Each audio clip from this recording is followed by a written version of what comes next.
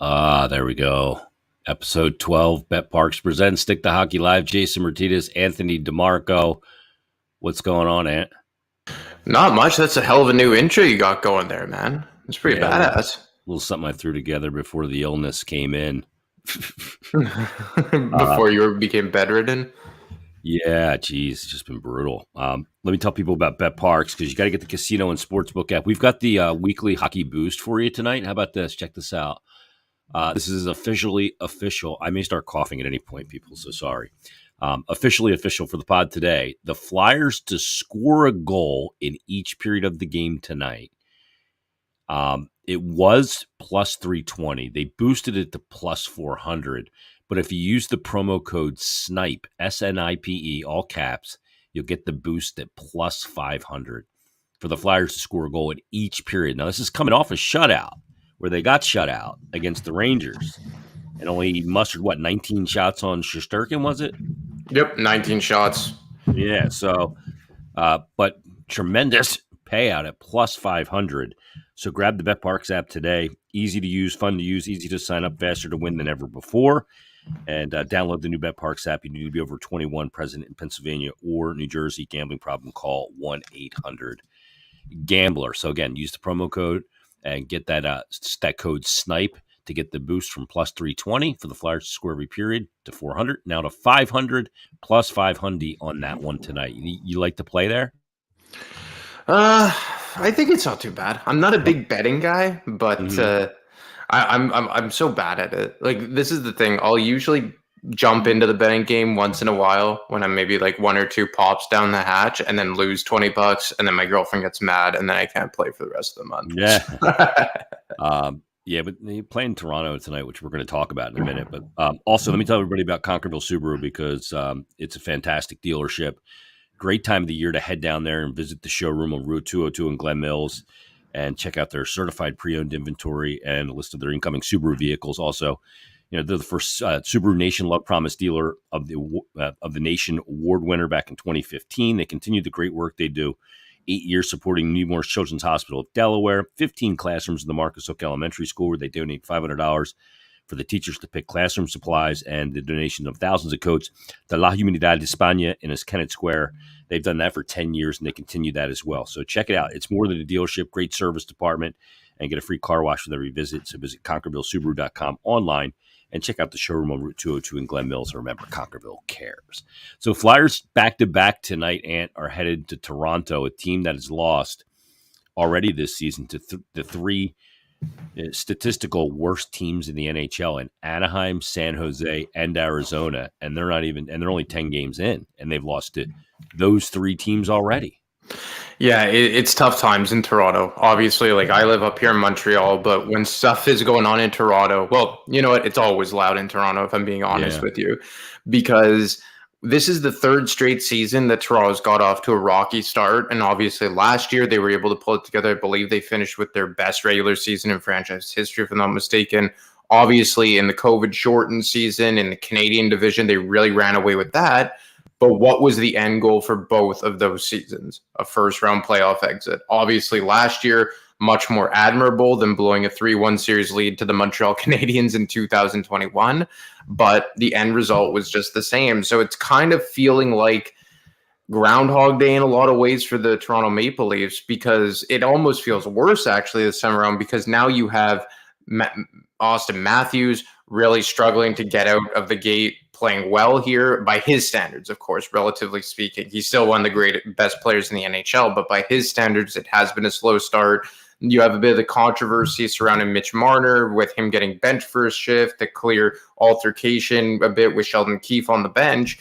And I think that a lot of people here are just ready to pounce on the Toronto Maple Leafs because of their playoff history. And the thing is that even if Toronto were to go 82-0 in the regular season, nobody would really care until you got to the playoffs, because we've seen this story before. And look, I think that eventually the Toronto Maple Leafs are going to get this thing back on the rails. I think they're going to be one of the top three teams in the Atlantic Division and all that. But given their murky playoff history and starting slow once again, it just feels like everyone was prepared to jump all over them. And to be honest, with good reason, because their history doesn't really give them the benefit of the doubt. Yeah, and they are flawed in construction in so many ways, like building your D around Morgan Riley and Jake Muzzin, and Yeah. your goaltending around, Matt Who? Murray. Yeah, I mean, Nobody. what are you doing? You spent all this money on forwards with obviously Tavares and Marner and Matthews and Nylander, and I just don't see it. Even if they were to win a round of the playoffs, I don't see playoff success there and going on a run for a cup. They're just not built properly. Yeah, and you bring up the defense, and look, I'm a Morgan Riley fan. I like him a lot. I think it speaks volumes to the type of character he is, that he's kind of like the only guy that survived the Brian Burke era and the era pre-Matthews when they really were fully tanking. And a lot of people that I think thought was going to be the next captain of this team, but he's not a good defensive defenseman. I think he's a guy that gives you a lot of shifts, eat a lot of minutes, but as your top guy, I think he struggles to play that role because he does struggle so much in his own end. And then to your point, you bring in Jake Muzzin, obviously with a cup pedigree from the Los Angeles Kings, won a gold medal with Team Canada in 2014, by far their best defensive defenseman, but the guy's barely been able to stay healthy the last couple seasons. So you take Jake Muzzin out of the mix, and you're rolling with the second pair of Rasmus Sandin and Justin Hall. And Justin Hall has had success in the past on that second pair, but only with Jake Muzzin. And you're kind of left in this point where TJ Brody's kind of like your best all-around D on any given night. And look, I like Mark Giordano for a third pair, but that's exactly what he is at this stage in his career, nothing more than a third pair. You're playing with a Victor Mete. You have a Jordy Ben, who you're kind of trying to bank on to help when he comes back, another youngster in Timothy Liljegren. And look, I don't think they're a bad defensive team by any stretch. I think they're a heavily average defensive team. But without Jake Muzzin, I can't see who you roll out to match up against another team's top line in the playoffs. I don't think it could be Riley. I think at this point you would have to pair TJ Brody with either one of the young guys, or maybe turn back the clock to their days in Calgary along with Mark Giordano. Wow. Yeah, that's not a recipe for success. Exactly. Let's go back to last night's game real quick. Flyers at the Garden, their only visit to Madison Square Garden this year, which is kind of a shame. But it's a 1-0 game. Very weird. Yeah, they only play them 3 times, 2 times in Philly, 1 time there. But Carter, once again, great performance. They can't hold it to the end and get to the shootout, which we probably know what the outcome would have been had they gotten to a shootout anyway, but at least based on past precedent. But once again, great performance from the goaltender, not enough offense. And look, I don't think it's not an effort thing. Look at the lineup.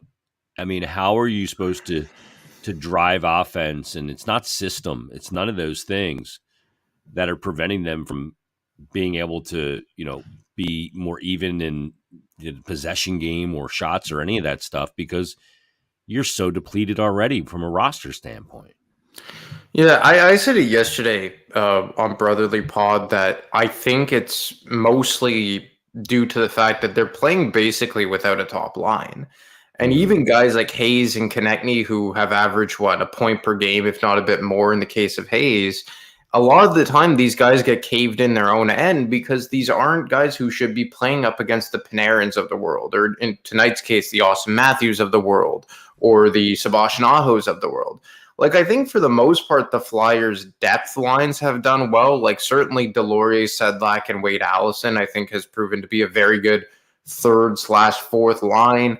I think Kate, since going back to left wing and playing with Scott Lawton and returning Owen Tippett, that line has been much better. I thought Owen Tippett was arguably their best forward last night. Yeah. But then you get a top line that's overmatched, and this is nothing. It's like Hayes, Konechny, and Farabee, although I think Farabee has struggled a bit, shaking off a bit of the rust. I did ask if he was at 100%, but I was told by someone last night that they don't think he is still fighting an injury, so I guess it's just rust at this point. But they're just been overmatched, because I think that on any given day, that's a decent second line and maybe even a third line on a lot of teams. So I'm not going to fault Hayes and Konechny and Farabee for being over deployed.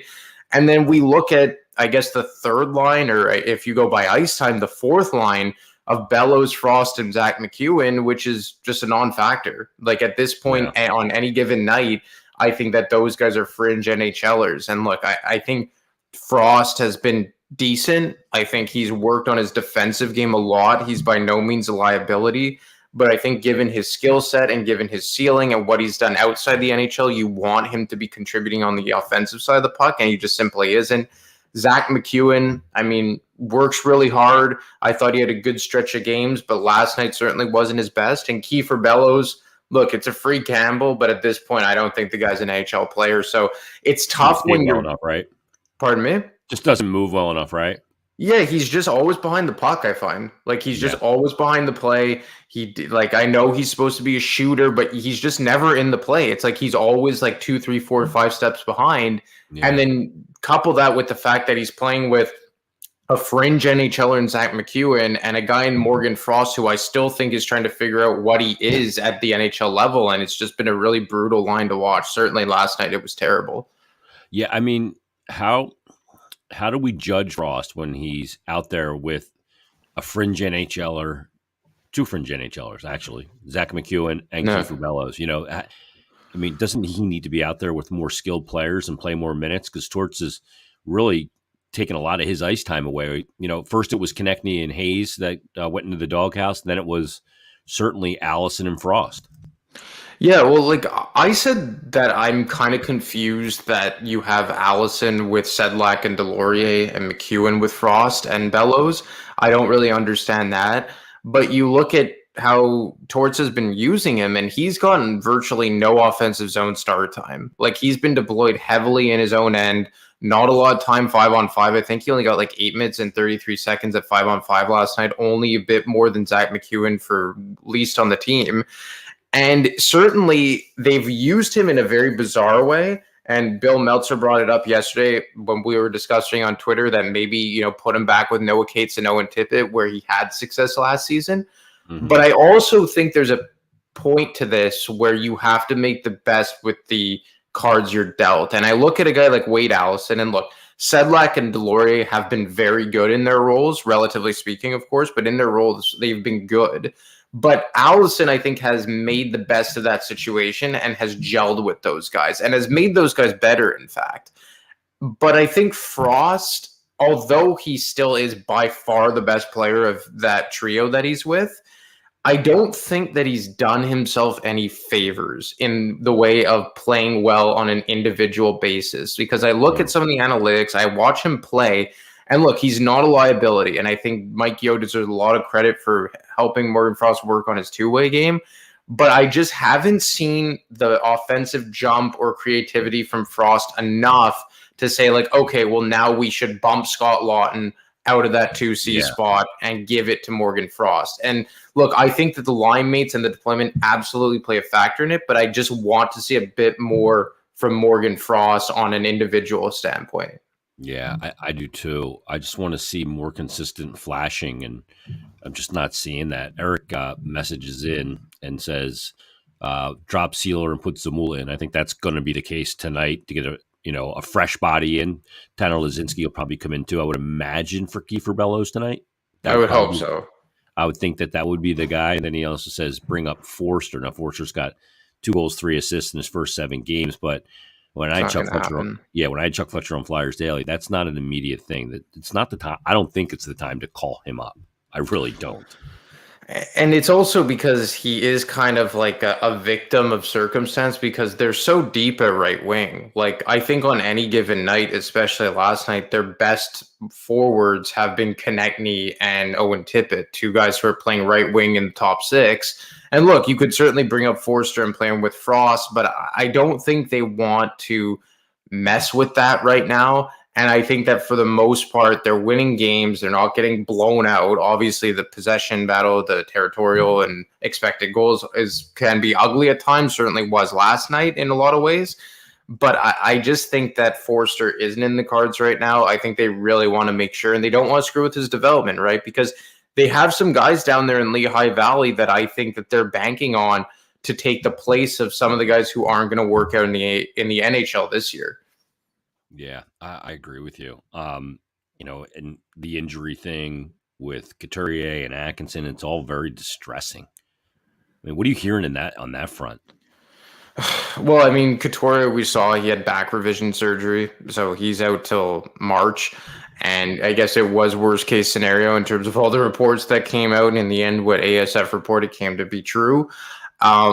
As for Atkinson, like I had a report last week where I was told that it's one of those things that could be a couple days, a couple weeks, next month, or next year. It's just one of these things that they really can't get a read on, and there is no timetable for his return. And it really sucks, right? Because we just talked about Bellows, Frost, and McEwen.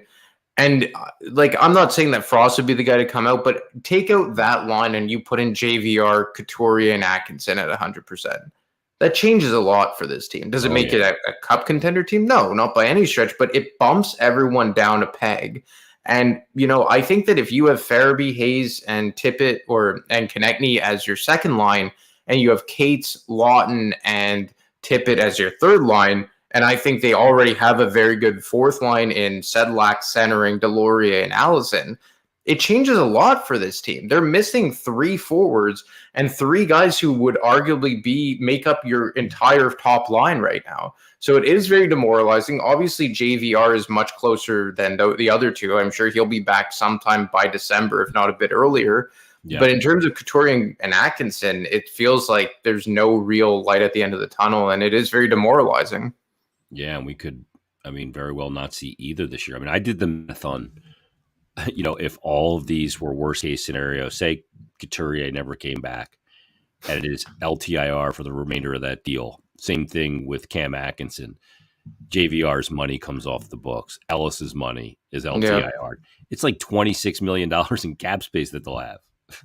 Yeah, like I was talking about it yesterday on my on Brotherly Pod, and I was saying that like, because of all the money that they're missing, imagine you take out 2 forwards on this team, like 2 guys, and you just drop in like a Matthews and a Marner, or a McKinnon and a Rantanen, or a Point and a Kucherov, like just 2 very elite level players. How far off is this team from being a legit playoff team? Yeah, a ways. Well, like, I just think that if you had those 2 elite level players with that cap space that's basically just dead right now because of the injured players, you have dead cap space, and you just gave 2 elite players at the top of this roster, I don't think they're as bad as you think, because I do think their overall depth isn't terrible. It's just that they're essentially playing without a first line right now, and they have one line that probably is cumulatively not supposed to be in the NHL, with Bellows and McEwen and Frost kind of being dragged down by that. Oh, man. The thing is, Ant, is they started out through the first 8 games with the same record of the last 2 years. We know where those years have gone. Yeah. I think there's some similarities in those 2 seasons, both positive and negative. And I think there's some differences in there, both positive and negative. First of all, I don't think the roster this year is as good as it was those past 2 years, because you had Couturier to start the season. You had Giroux. You had some other players. This year, you don't have that from Jump Street without Atkinson or Couturier or Ellis, as we know. But, one thing that is different, that is a positive, is that there is a much more resilient group out there. And it seems like there's a little bit better structure for Hart as well. Look, I don't expect it to continue, but I think there are some positive differences year to year. I'm not saying it's going to lead to a whole lot of a difference in record, though. Yeah, like, we went into this season fully expecting them not to be anywhere near the playoffs, as opposed to the last 2 years. That was the end goal, right? And, you could argue in 2021, coming off of the 1920 season when they went to the second round, that they were looking to go even deeper than just the first round, the second round. Some people had them picked as cup favorites. Mm-hmm. But this year, there were no expectations. And like you said, there's no Giroux here. There's no Voracek here. There's no Couturier here. There's no Ryan Ellis here. And when you go in, when everything is basically house money, it kind of relaxes everyone. And look, I fully expect by the end of November them to probably dip a bit under 500 to really see what this team is made of. Everyone always says American Thanksgiving is really when you start to get the real litmus test of every team. But there is a different feeling here. Like, I don't think that we're going to see a 10-game losing streak here. Hell, I don't even know if we're going to see like a 5-game losing streak.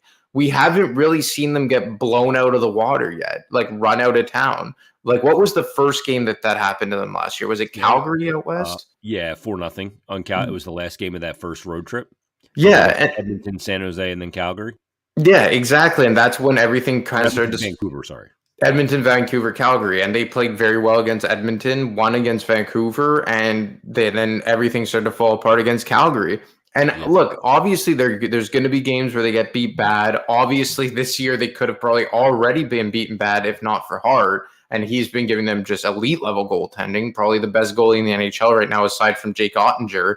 But it's just something different about this group when you watch them play and they're giving that effort 100% all the time. And even though they're getting outshot and outchanced and all that, it doesn't feel like the house is caving in front of Hart all the time. Like, it feels like at least like there aren't like, and Charlie O'Connor said this, I believe it was on the Athletic show last week, where he mentioned that like they're not giving up those consistent A+ chances. They're limiting it all to maybe at worst B+ A- chances. And at right now, Carter Hart is the type of guy, or playing the type of way, that he's able to stop the lion's share of those chances. And look, obviously, in the sheer volume that they're giving them up, they're bound to give up some goals. He's not Superman, but it doesn't feel like years past where everything is just caving in around him and teams are getting into the prime areas right in front of the net, the high slot, to just get multiple A+ chances.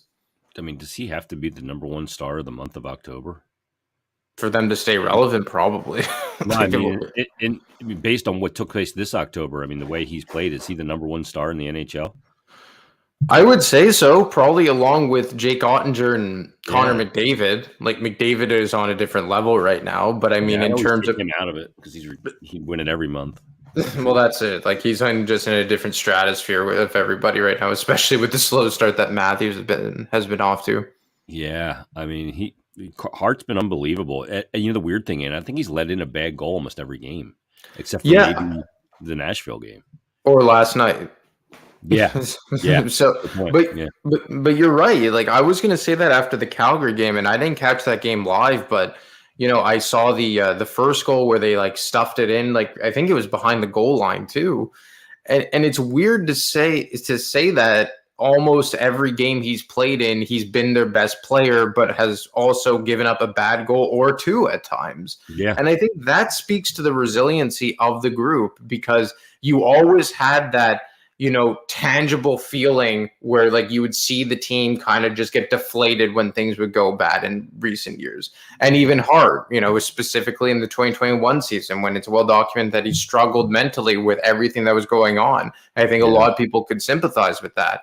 But this year, it's like he could give up a bad goal within the first 15, 20 minutes or so, and it's just business as usual. He gets back on the horse. He ends up stopping, you know, 30 of 32 shots, and the team comes back and battles back from a 2-goal deficit. Like, that's the thing about this team that is very different as opposed to years past, which is nice. And that's the actual difference, which makes it easier to watch this team. Like, you'll never see, I think, with this team, maybe I'm wrong, I don't think you'll see like those 9-0 games against the Rangers like a year and a half ago. Well, if we do, Torts will be. I think he's been like really kind of chill so far. And you know, if people think that his expectations aren't in order, I think the way he's conducted himself and his media availabilities, and just my experience with him one-on-one, has been he's very aware of where his team is and what they are and what they're not. Mostly what they're not. Well, yeah, he keeps saying that they have a lot of work to do and all this. Like, I know some people have already kind of started to turn on him with his utilization of guys like Frost or Allison. Like, do you disagree with any of the way that he's handled the young guys, even Zamula in some ways? Yeah, I mean, it's been perplexing for some of the guys. You know, when you see, you know, a guy like Wade Allison who's finally healthy and he plays 6 minutes, you know, you're kind of going like, what's the point of that, you know? And like, I understand he's going to use guys and situations as teaching moments, and it's probably going to happen all year. And there's always going to be somebody that's in the lineup that's in the shit house, right? And they're just not going to ever be a time when everybody feels comfortable. And maybe that's what needs to happen this year. I don't know, but it is a bit perplexing.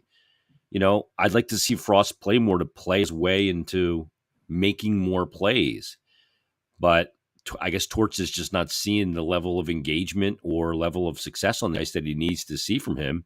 So he's not going to reward it. So Allison's the one that really kind of strikes me, because you look at even like the underlying numbers, the eye test, like he seems like a guy who generates the most once the puck is in the offensive zone. And just little things, like I don't mind playing him on like a fourth line, if you will, with Sedlak and Deloria, because I think he fits that bill. And I think he is a guy that you could play on a fourth line, but also jump up in the lineup, kind of like his third line was better. Yeah, exactly. That exactly it. And I think he has a game that could fit, that meshes with a prototypical fourth line. But like when I see Zach McEwen jump over the boards instead of Allison on the second power play unit, like that to me, I'm just like, okay, like that seems like a bit excessive. Yeah, just like why? Like nobody's benefiting from that. Like Zach McEwen's never going to be a positive power play player. And I think Allison's one of the main attributes is his ability on the power play, specifically net front or in the high slot as the trigger position. As for Frost, like, I mean, you still see him giving Frost opportunities. Like he's out there for the 3-on-3. He was out there on the power play to start the third period against the Rangers. I think Hayes was in the box, so he took his spot in the half wall. Yeah. So he still is giving Frost those offensive minutes at times, like on the power play and 3-on-3, because I'm sure like Torts is an idiot. He knows that Frost possesses skill that most guys on this roster doesn't have. Like Frost checks a lot of boxes in terms of his raw talent. But then you look at his total ice time and who he's playing with and his zone start percentage. And like you said, he's clearly not seeing something from Morgan Frost, which is a shame, right? Because I think Frost started off very well. Obviously had 2 goals in the opener, but now 1 assist in the last 8 games. And obviously the line mates have to play a factor in all this. But I mean, for a lot of that, he was playing with JVR. And I think JVR, for the most part, was having a good season before he got hurt. Mm-hmm. And I do think that there is an element that like Frost hasn't really made the best of the situation on an individual basis. What have you thought of the D? Provorov and DeAngelo in particular? I thought DeAngelo probably had his worst game last night, but that, he set such a high standard for himself. But I think all in all, like aside from Carter Hart, you can make the case that he's been their MVP this season, specifically how he's helped drive offense, his work on the power play. He struggled on the power play last night, but I thought Provorov last night was a stud. Like, I think that you've really kind of see Provorov get back to form in a lot of ways. I think the reduced responsibility on the power play is really helping him. And to be honest, like I think how they're utilizing Travis Sanheim has really helped Provorov as well, because look, a lot of people are freaking out that Sanheim doesn't have a point. And I do think that Sanheim hasn't been as good this season as he was last year. Not bad by any stretch, but I think that he hasn't been quite up to where he was at like last season. But he's been given a lot of tough deployment in the early going this season. Like he was with Braun for a lot of it too. He was with Braun for a lot of it. Ristolainen, I thought, had a good game last night, but his first 2 games were not pretty. It took him a bit of time to get back together. But I thought Ristolainen, I think he had the best Corsi last night of any defenseman. And I thought he had a really good game. Like he did get caught chasing a little bit, but I thought he was doing well and down low on the board battles, getting the puck out. I know he's not really a possession exit guy, but he's pretty decent at just getting it out of danger by flipping it out. But I think the way that Sanheim has been deployed here, eating a lot of the tough D-zone starts at 5-on-5, has kind of taken a lot of pressure off of Provorov. And I think that if you look around the NHL, that's becoming much more common, where you see, like, let's say Victor Hedman is the top guy, but then you look at the deployment over the years in Tampa, and it's been McDonough eating like those tough D-zone starts. Obviously not the case anymore, but that's what it was. Or in Toronto, like Morgan Riley's like their number 1 guy, but then you look at Jake Muzzin, who would eat the tough D-zone starts. You can't just ride your main guy into the ground. And I think that's why, and look, I'm not saying Provorov is a Cale Makar or anything like that, but I think that the fact that Cale Makar gets that kind of D-zone help from guys like Eric Johnson, I think it really takes Exactly. It takes that pressure off. And you've seen how much Provorov and D'Angelo have been able to help and contribute offensively. And I think on the flip side, you have to give that credit to Travis Sanheim because, like you said, playing with Justin Braun early, barely getting any zone start time in the offensive zone to start his shifts. I think he's at like below 40%, if I'm not mistaken. So I think that the defense, I came into this season saying that I really have no issue with them. And I thought the top four in particular last night were very, very solid. Yeah, and Cam York got hurt in the Phantoms game the other day. We're waiting to get more clarification on that. I mean, Jesus, with these injuries, it's just so insane. Doesn't end.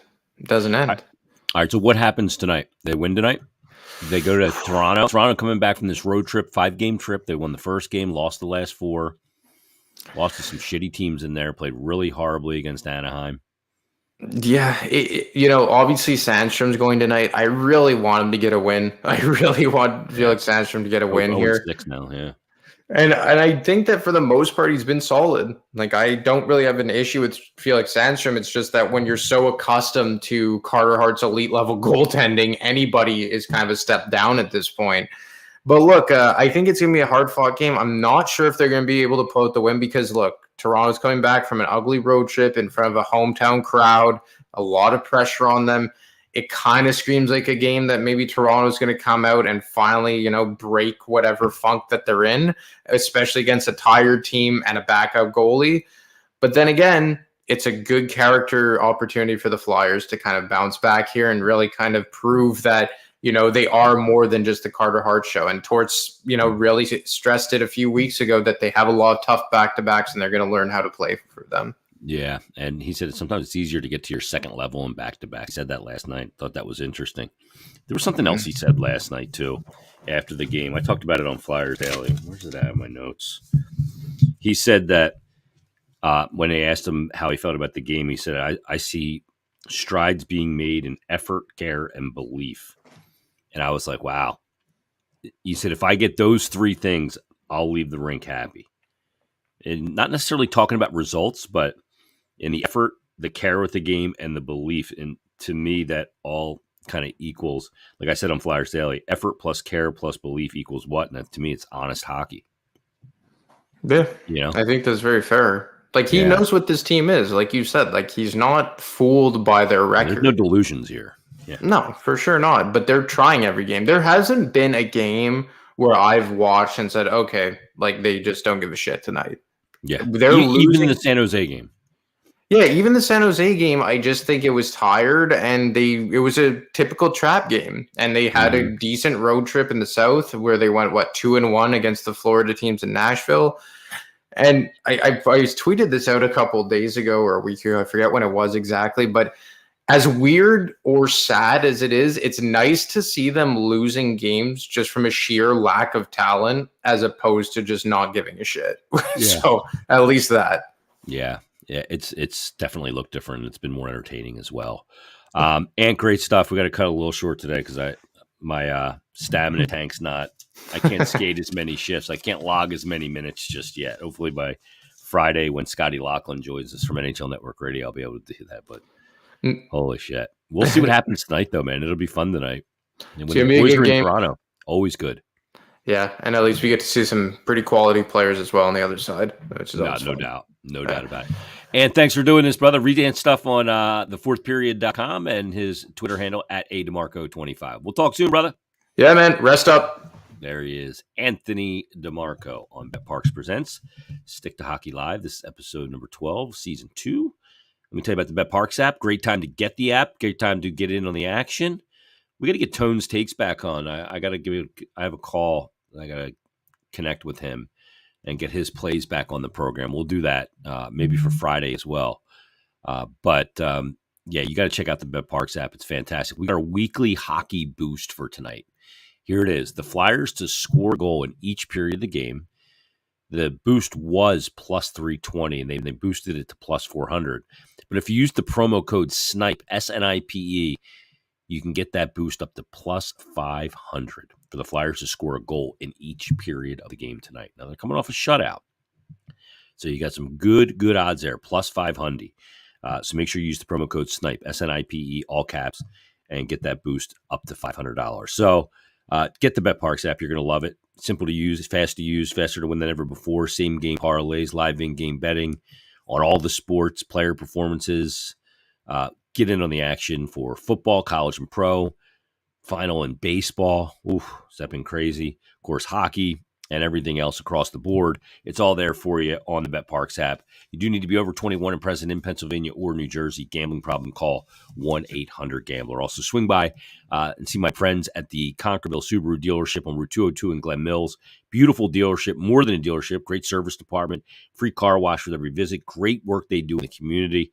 Stop by the dealership and see a list of their certified pre-owned, or check out their certified pre-owned inventory and check out a list of incoming Subaru vehicles.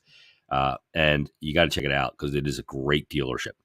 Visit ConkervilleSubaruOnline.com online and check out the showroom again on Route 202 in Glen Mills. Remember, Conkerville cares. Sorry, I cannot talk for a long period of time dealing with this damn RSV thing. It has been absolutely brutal.